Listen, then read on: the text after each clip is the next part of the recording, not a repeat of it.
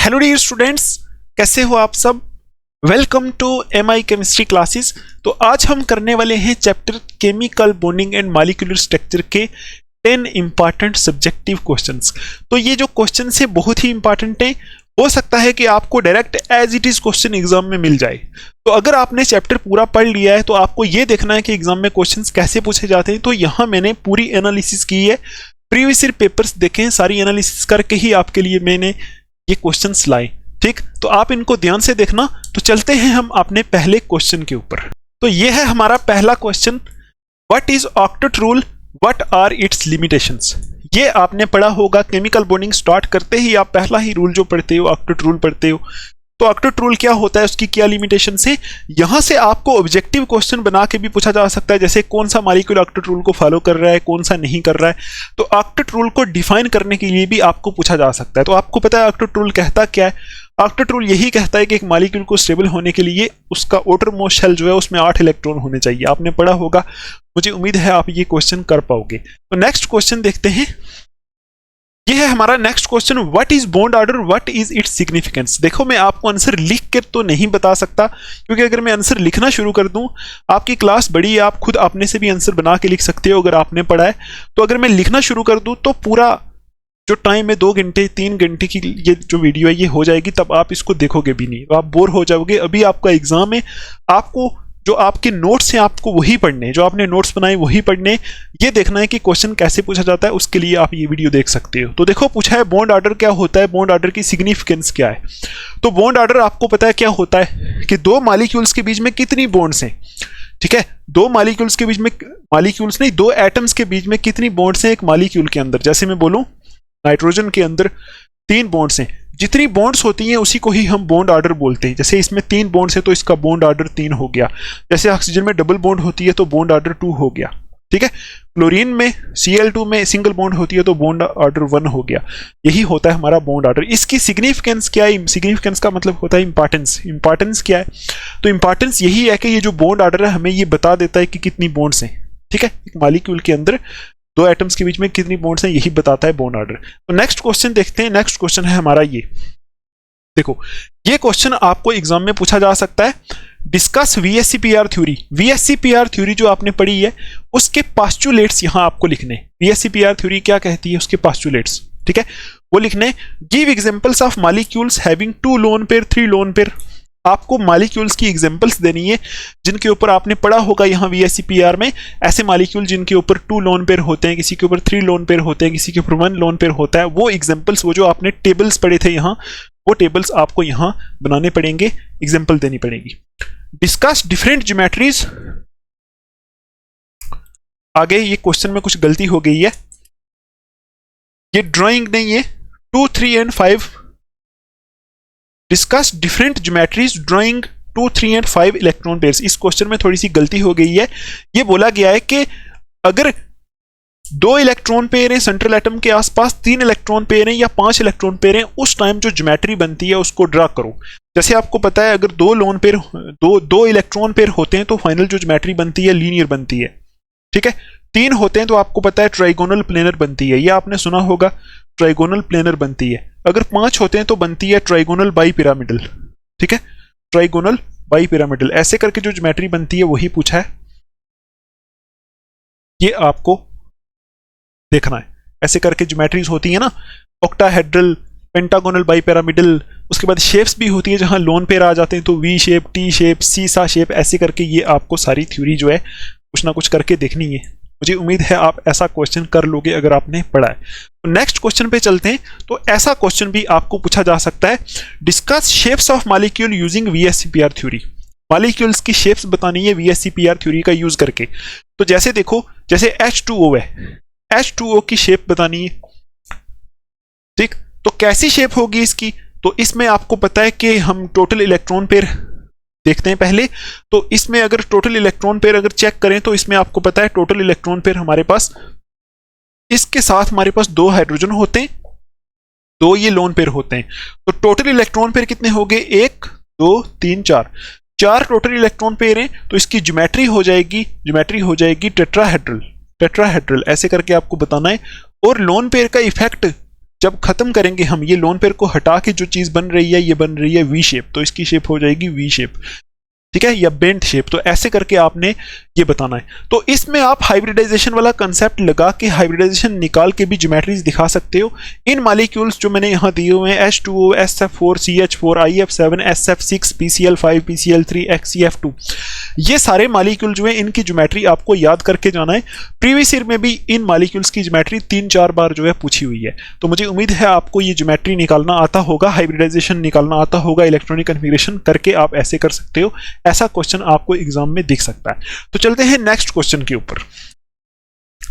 ये देखो next question, यहां आपको कुछ चीजों को डिफाइन करना है। जैसे define bond enthalpy. Bond enthalpy क्या होती है?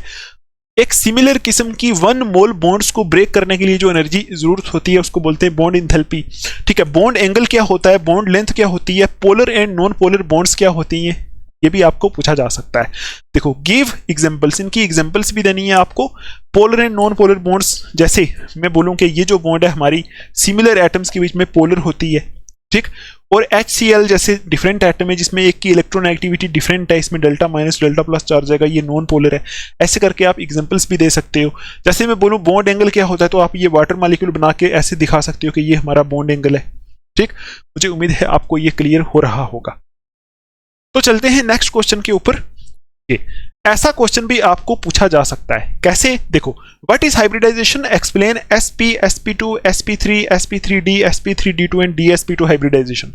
हाइब्रिडाइजेशन क्या होती है आपको पता है? इंटरमिक्सिंग ऑफ ऑर्बिटल्स होता है। तो यहां जितने किस्म की हाइब्रिडाइजेशन है आपको किसी भी किस्म की हाइब्रिडाइजेशन पूछा जा सकता है।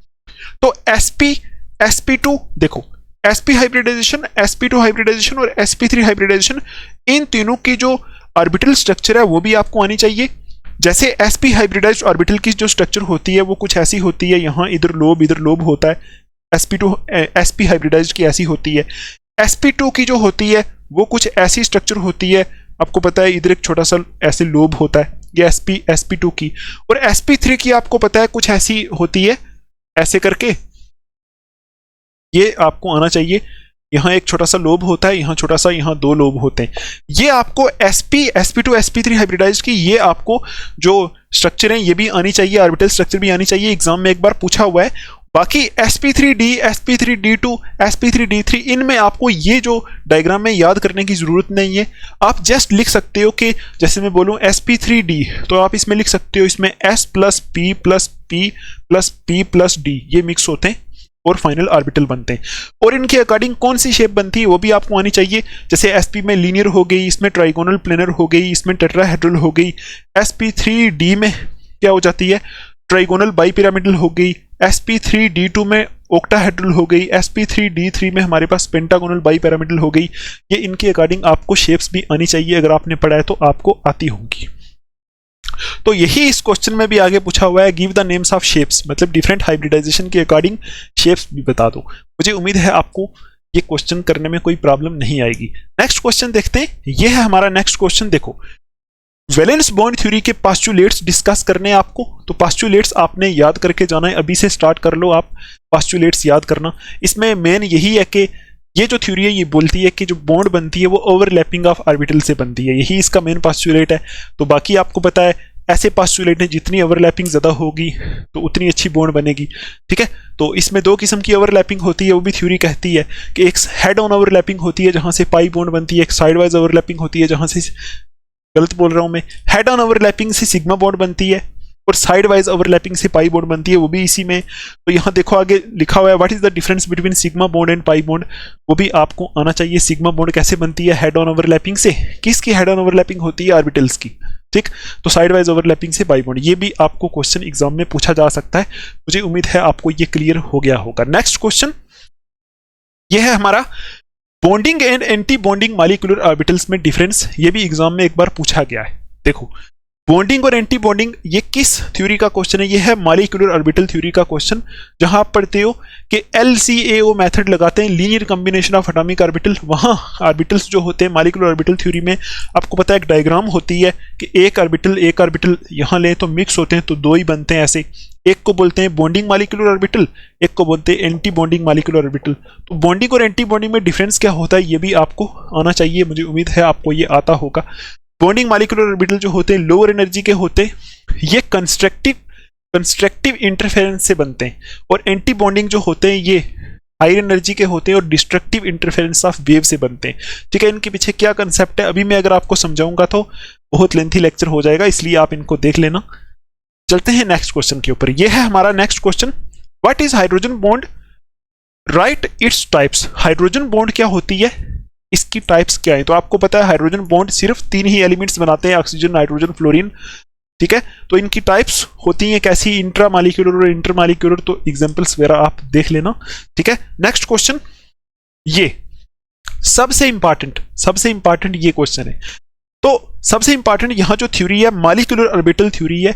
मॉलिक्यूलर ऑर्बिटल थ्योरी से हर साल क्वेश्चन पूछे जाते हैं। तो क्वेश्चन कैसे पूछे जाते हैं, आपको एमओ डायग्राम बनानी पड़ती है, मॉलिक्यूलर ऑर्बिटल डायग्राम बनानी पड़ती है, और आपको बॉन्ड ऑर्डर और मॉलिक्यूल की इलेक्ट्रॉनिक कॉन्फ़िगरेशन और मैग्नेटिक कैरेक्टर जो है वो बताना पड़ता है।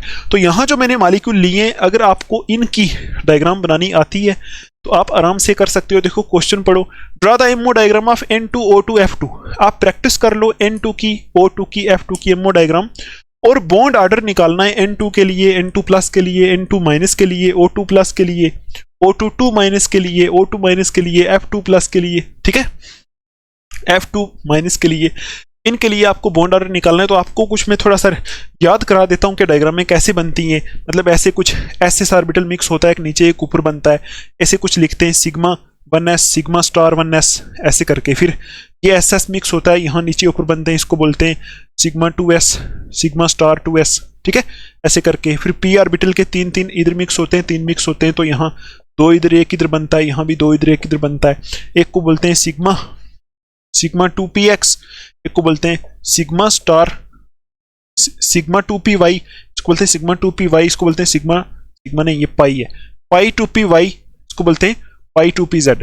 तो इन्हीं के अकॉर्डिंग ऊपर जो बनता है इसको बोलते हैं सिग्मा स्टार 2px। ठीक है, फिर pi star 2py, pi star pz, ऐसे करके डायग्राम बनती है। ऐसे करके इसको जोड़ा जाता है। मुझे उम्मीद है मैंने तो रफ बनाई है, आपने पढ़ा होगा तो आपको पता होगा। ऐसी जो डायग्राम होती है इसको बोलते हैं मॉलिक्यूलर ऑर्बिटल डायग्राम, या फिर एनर्जी लेवल डायग्राम भी बोलते हैं। ऐसे इनकी एनर्जी होती है। ठीक है, ये एमओ थ्योरी बोलती है। ये डायग्राम अगर आपको बनानी आती है तो आप इन सारे जितने भी मैंने दिए हैं सबके बॉन्ड ऑर्डर वगैरह निकाल लोगे। मुझे उम्मीद है आपको ये कुछ समझ में आया होगा। तो यही थे कुछ हमारे क्वेश्चंस, यही आपको करने हैं अच्छे से। तो कोई प्रॉब्लम आती है आपको तो टेलीग्राम ग्रुप मैंने बनाया हुआ है, जिसकी लिंक आपको कमेंट्स में और डिस्क्रिप्शन में मिल जाएगी, वहां ज्वाइन करके कोई डाउट भी पूछ सकते हो। तो मिलते हैं नेक्स्ट वीडियो में, तब तक के लिए आप अपना ध्यान रखो, अच्छे से पढ़ाई करो, take care, thanks for watching.